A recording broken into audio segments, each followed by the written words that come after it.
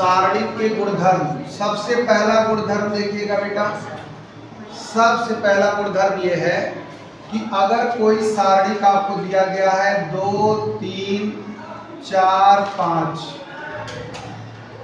ठीक है, और इसी सारणी का हम लोग क्या कर दें कि यहाँ पे 2 3 नीचे कर दें और 4 5 ऊपर कर दें, तो जरा चेक करो कि मामला क्या रहा है। इसे जब हम सॉल्व करेंगे तो आएगा 2 5 10, 4 3 12, कितना आ गया। इसे जब हम हल करेंगे तो क्या आएगा, 4 3 12 और 5 2 10, कितना आया। ध्यान से देखना, दोनों का जो संख्यात्मक मान है वो समान आएगा, लेकिन चिन्ह अलग आएगा। ये -2 और ये +2 है, तो यहाँ पे क्या आना चाहिए। अगर यहाँ माइनस लगा दोगे तो दोनों इक्वल हो जाएंगे। तो नियम क्या है, नियम यह है कि किसी सारणी के किन्हीं दो पंक्तियों को या किन्हीं दो स्तंभों को परस्पर आपस में अदला बदली करने से संख्यात्मक मान पर कोई प्रभाव नहीं पड़ता, बस चिन्ह बदल जाता है। तो लिखिएगा नंबर एक, किसी सारणी के किन्हीं दो पंक्तियों, किसी सारणी के किन्हीं दो पंक्तियों या किन्हीं दो स्तंभों को आपस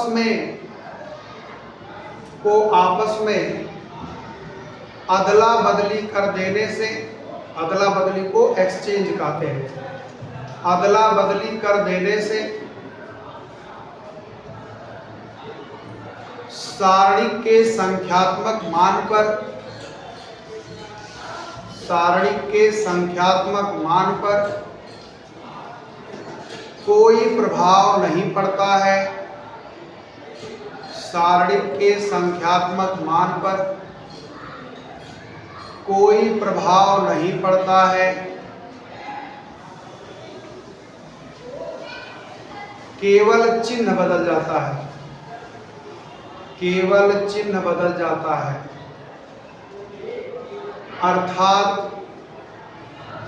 अर्थात ये वाली लाइन आप लिख लीजिए।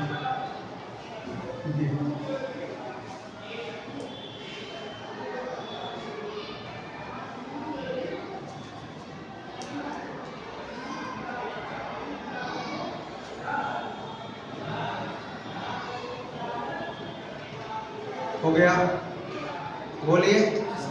अब आते हैं पॉइंट नंबर 2 पे। दूसरा पॉइंट क्या कहता है, आप इसे पहचानते हैं ए, मान लीजिए कोई वर्ग आव्यूह है ए, और ये क्या है, परिवर्त आव्यूह।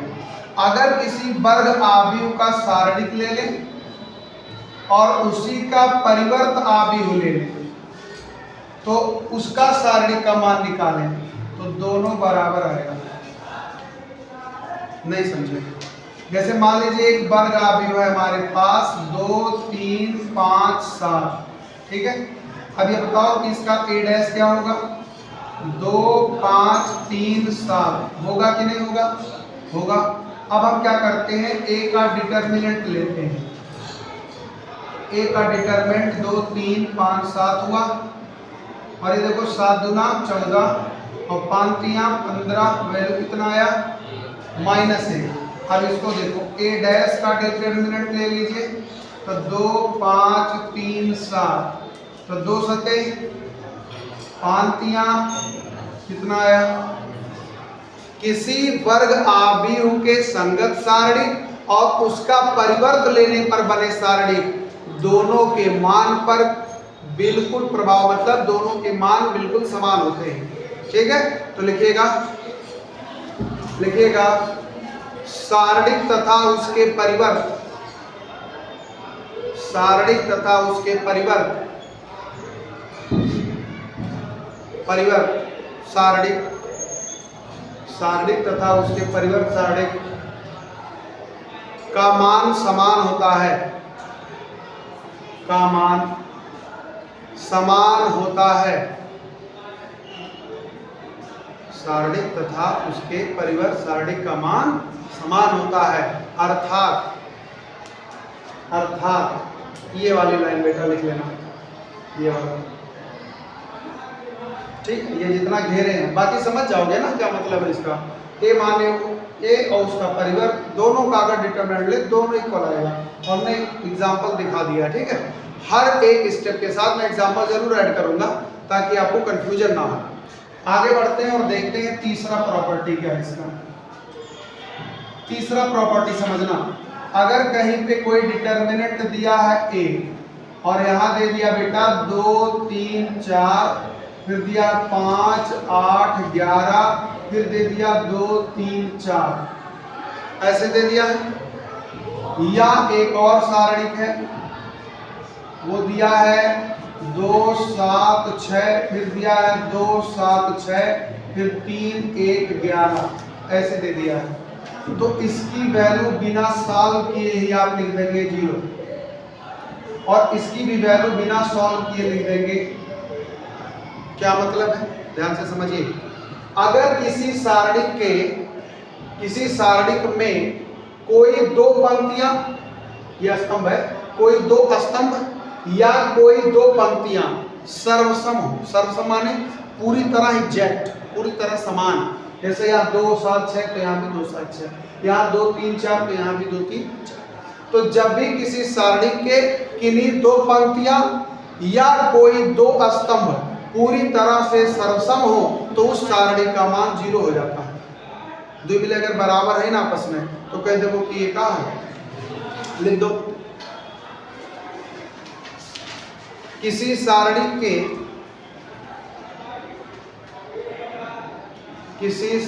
के किन्हीं दो पंक्तियों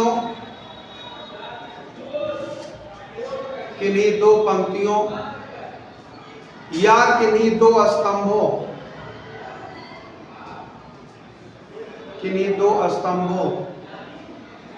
के अवयव सर्वसम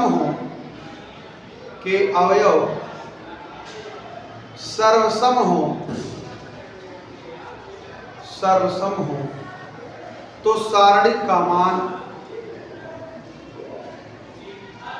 0 हो जाता है।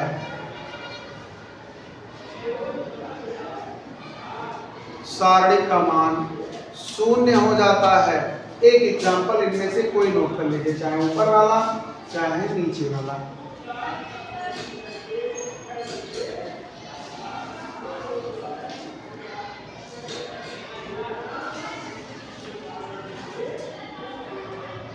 कितने गुण हो गए, 3 गुण। चौथा गुण समझिए। चौथा गुण ये है कि अगर कोई सारणिक आपको दे दिया इस तरह से 2 1 7 3 8 15 0 0 0, या दे दिया 1 3 7 0 0 0 8 11 9, ऐसा दे दिया, तो इसकी वैल्यू 0 और इसकी भी वैल्यू 0। अर्थात किसी सारणी के किसी स्तंभ का प्रत्येक अवयव या किसी पंक्ति का प्रत्येक अवयव अगर 0 है तो पूरा सारणी का मान 0 होता है। ठीक, लिखो। यदि किसी सारणी के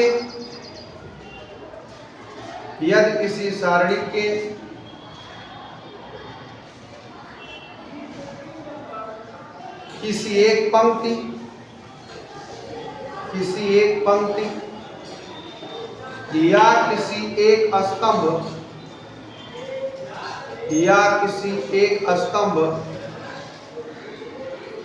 का प्रत्येक अवयव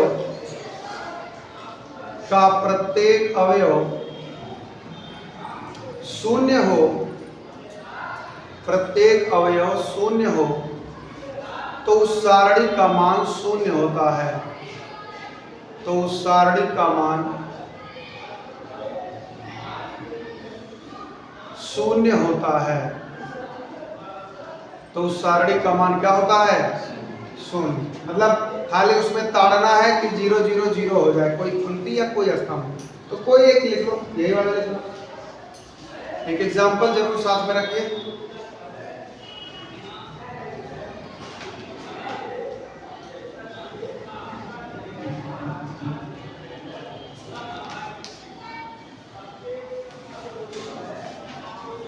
हो गया, कई नियम हुआ, 4।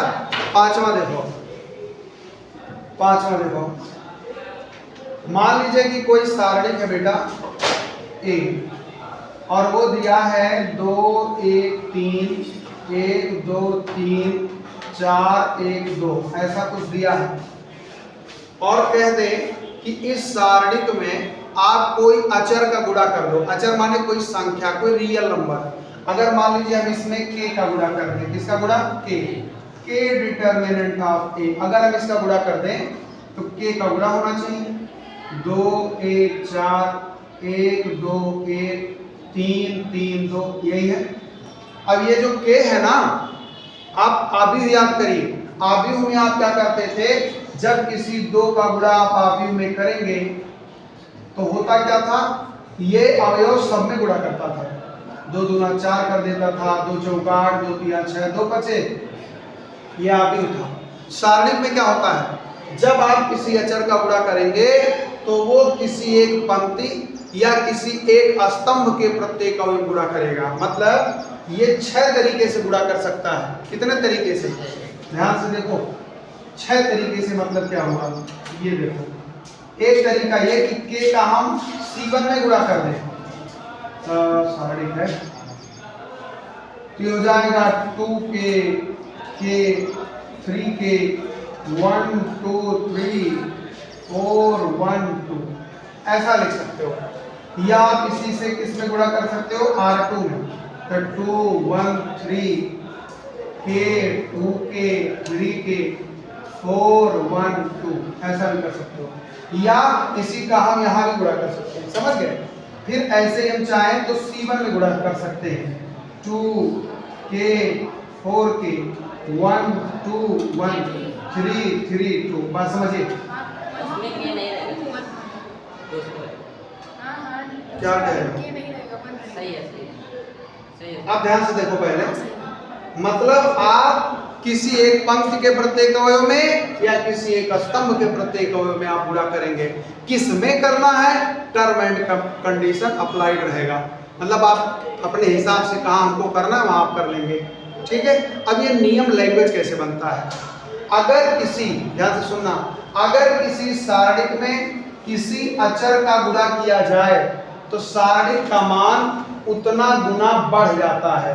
जैसे अगर इसका मान 5 है और इसमें हम 3 का गुणा करें तो इस पूरे की वैल्यू हो जाएगी 5 गुणे 3 बराबर 15। मतलब किसी अचर का गुणा करने से सारणिक का मान उतना गुना बढ़ जाता है, ठीक है। बढ़ जाता है, माइनस का करोगे तो घट जाता है, तो उसको कहेंगे कि इतना गुना परिवर्तित हो जाता है। तो लिखिएगा किसी सारणी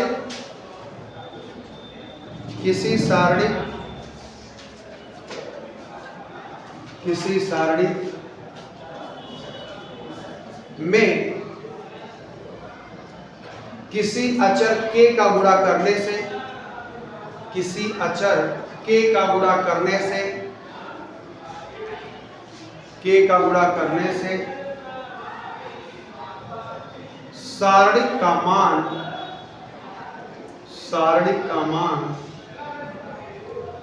k गुना बढ़ जाता है। ये ऐसे लिखो, k गुना परिवर्तित हो जाता है, जितने गुणा करेंगे उतना वो परिवर्तित हो जाएगा।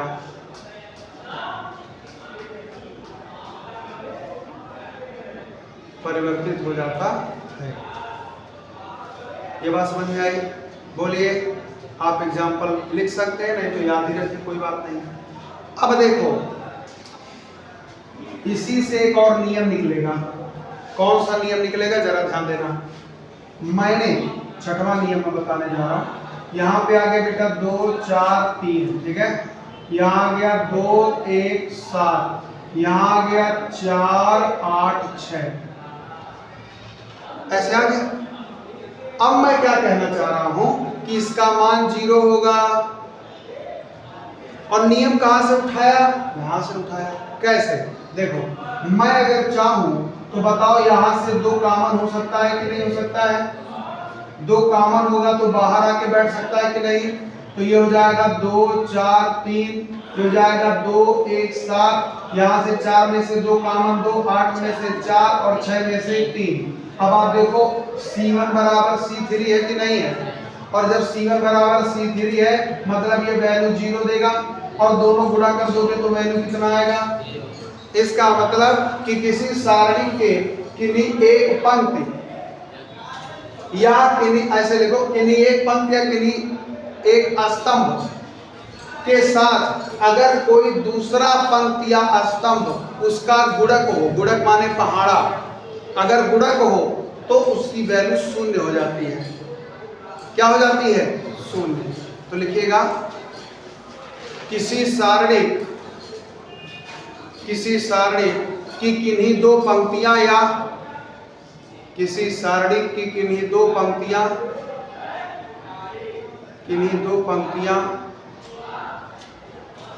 या कोई 2 स्तंभ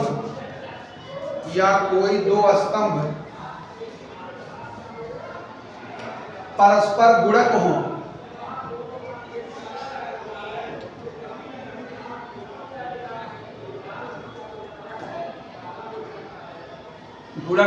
तो सारणी का मान 0 हो जाता है।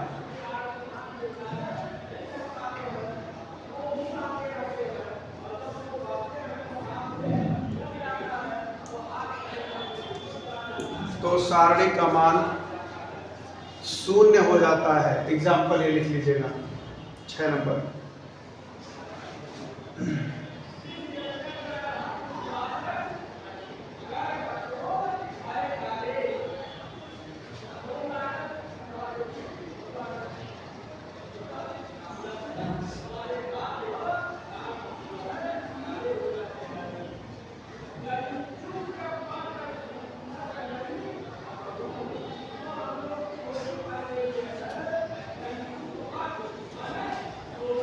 हो गया। 7वां नियम मैं डायरेक्ट लिख दे रहा हूं इसी पे ही। क्या नियम है जरा ध्यान देना। यदि कोई सारणी स्मॉल n कोटि का हो तो क्या होगा, के ए ये बराबर हो जाएगा k पावर n a। बहुत ही महत्वपूर्ण नियम है ये। बात आती है सर हम समझ नहीं पाए, तो समझिएगा। मान लीजिए कि आपको एक वर्ग आव्यूह दे दिया, a, ठीक है, तो दे दिया 2 3 4 7 और यहाँ दे दिया 20, ऐसे दे दिया है। अब वो कह रहा है कि इसकी मदद से, a की मदद से बताइए कि 3a का डिटरमिनेंट कितना होगा। 3a का डिटरमिनेंट कितना होगा, सवाल समझिए। ये वर्ग आव्यूह है, आव्यूह से ये a सारणी पूछ सकता था, लेकिन a सारणी नहीं पूछा। क्या पूछा, 3a। कैसे निकलेगा, देखो यहाँ पे हम देखेंगे a से सारणी बनाएंगे a, तो सारणी क्या बनेगा 2 3 7 20, यही तो बनेगा। अब वो कह रहा है ना हमको ये नहीं चाहिए, हमको क्या चाहिए, हमको चाहिए 3a, इसकी वैल्यू चाहिए। तो फार्मूले पे आओ। फार्मूला जब यहाँ k की जगह पे आ गया तो होगा k power n a, k power n a। अब n क्या है, सारणी की कोटि है। बताइए सारणी कितने कोटि का है, 2 कोटि का। 2 कोटि का सारणी में हमेशा 2 गुणे 2 नहीं लिखेंगे, 2 कोटि, 3 कोटि, 1 कोटि। कोटि का मतलब हाँ इतना गुणे इतना वो आ भी रहा होगा। तो ये कितने कोटि का है, 2। तो 3 पे पावर k पे पावर n है, तो यहाँ 3 के पावर में आएगा 2, और ये हो जाएगा आपका 2 3 7 20। अब 3 पे घाते 2 का मान 9, और इसकी वैल्यू 40 माइनस 27 नहीं 21। अब ये हो जाएगा 9 और गुणे में इसको घटा दीजिए, हैं 19 9, ये इसका आंसर हो जाएगा। समझ में आई बात। मतलब वो कहेगा कि 21 कोटि का है, कोटि क्लियर रहे। तो कोटि जब क्लियर रहेगा तो उतने पावर चढ़ जाएगा। अगर ये 3 कोटि का होता ना तो यहाँ पे 3 पे घाते 3 आ जाता। ठीक है, ये नोट कर लो 7वें नियम में।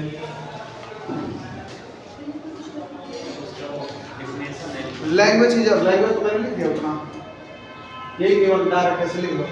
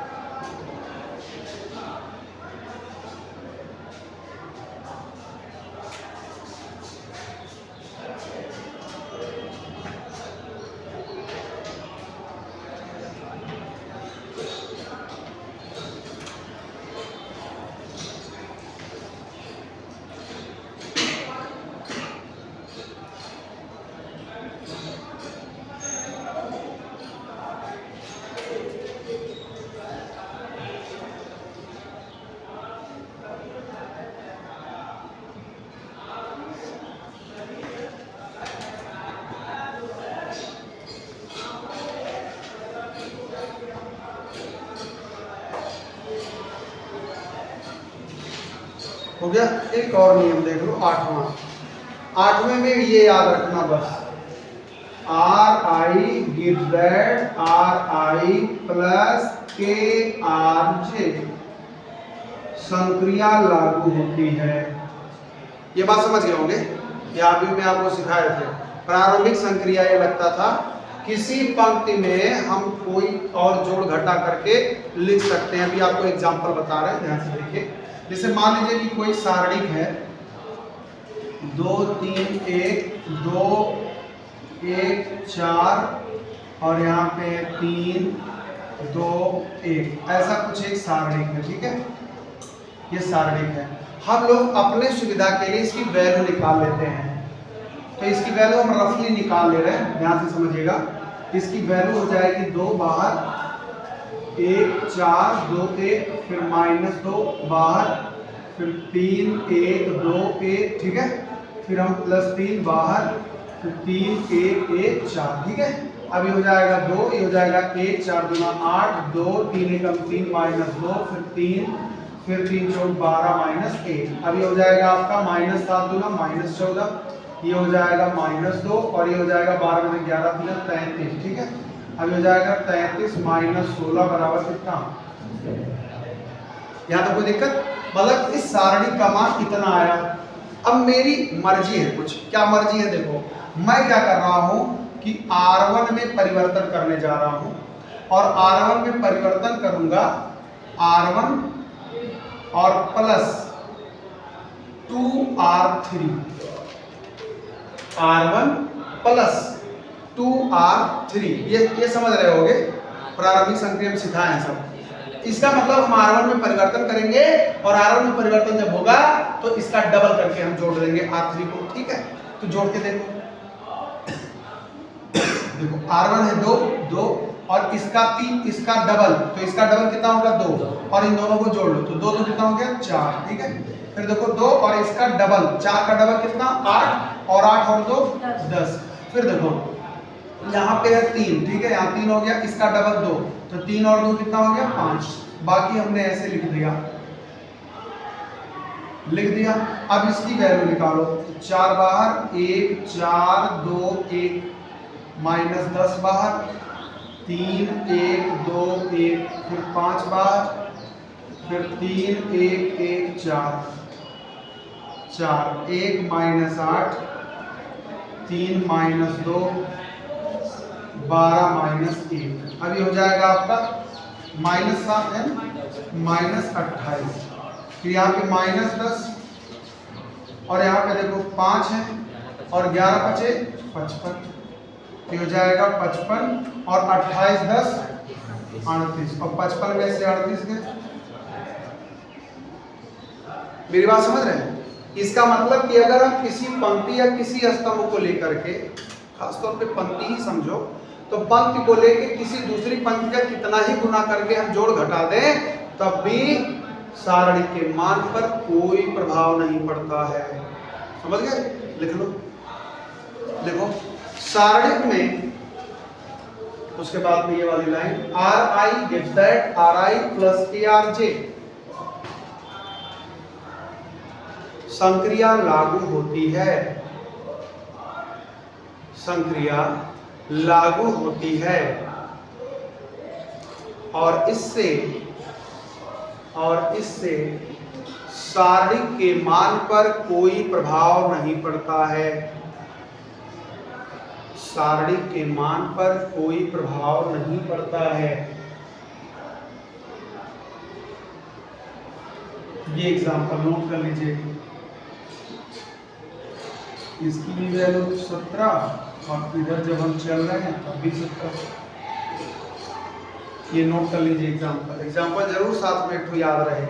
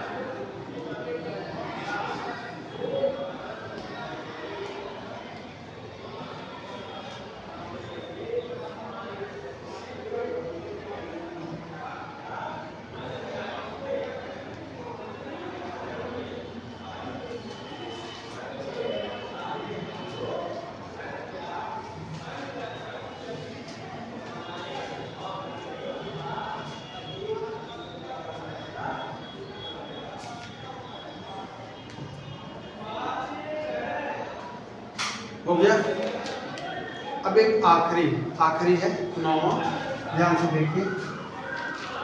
ये बताओ बेटा, यहाँ पे लिखा है x, यहाँ पे लिखा है 2, यहाँ पे 3 और यहाँ पे लिखा है y, ठीक है। और यहाँ पे लिखा है 4 2 3 7 और आपसे पूछ लिया जाए x क्या है और y क्या है, तो x क्या लिखते थे 4, y क्या लिखोगे 7, ये लिखोगे ना। लेकिन ये तब लागू होता था जब ये मैट्रिक्स था, सारणी नहीं था, आव्यूह था। अब अगर यहाँ पे देखो ऐसे लिखा हो कि एक सवाल यही से उठा लेते हैं, एक्सरसाइज से उठा देते हैं। मान लीजिए दिया है 2 5 4 1 और ये बराबर दिया है 2x 6 4x, ऐसे दिया है।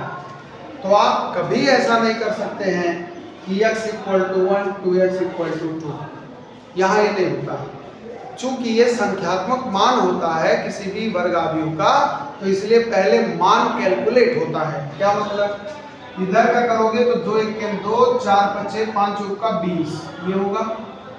इधर करोगे 2x का x में गुना होगा तो 2x² होगा माइनस 6 चौक 24 होगा। यहाँ तो कोई दिक्कत बोलो। अब इसके बाद देखो ये 2x² इधर कर लो, माइनस 24 हो गया बराबर 20 में से 2 गया माइनस 18 हो गया। यहाँ तक कोई दिक्कत। अब इसके बाद देखो तो 2x² बराबर क्या 6 होगा इसके बाद देख लो x स्क्वायर बराबर 3 होगा, तो ये बताओ x बराबर प्लस माइनस रूट 3 होगा। इस तरह सॉल्व होगा। मतलब आव्यूह में आप डायरेक्ट तुलना करते थे, समानता का नियम लगाते थे, लेकिन यहाँ पे समानता का नियम नहीं अप्लाई होता है। हम इसे सरल करते हैं, लेफ्ट वाले को अलग, राइट वाले को अलग, और फिर समीकरण की तरह हल करते हुए आंसर तक पहुंचते हैं। समझ गए बात? नोट कर लीजिए, यही सवाल नोट कर लीजिए। एक सवाल पूछा जा रहा है जो होमवर्क में था, क्वेश्चन नंबर 7, जरा ध्यान से देखिएगा। गुणा करेंगे इसका इधर, तो हो जाएगा sin 10 इंटू में cos 80। फिर देखिए माइनस तो आएगा, लेकिन ऑलरेडी एक माइनस यहाँ है, तो हो जाएगा प्लस, और ये बन जाएगा आपका cos 10 sin 80। ठीक है, अब एक फार्मूला देख लो, sin A cos B cos A sin B बराबर हो गया sin A प्लस B। अब यहाँ से देखो हो जाएगा sin A की जगह पे 10 और B की जगह पे 80, हो जाएगा sin 90, और sin 90 का मान होता है 1, और ये हो गया इसका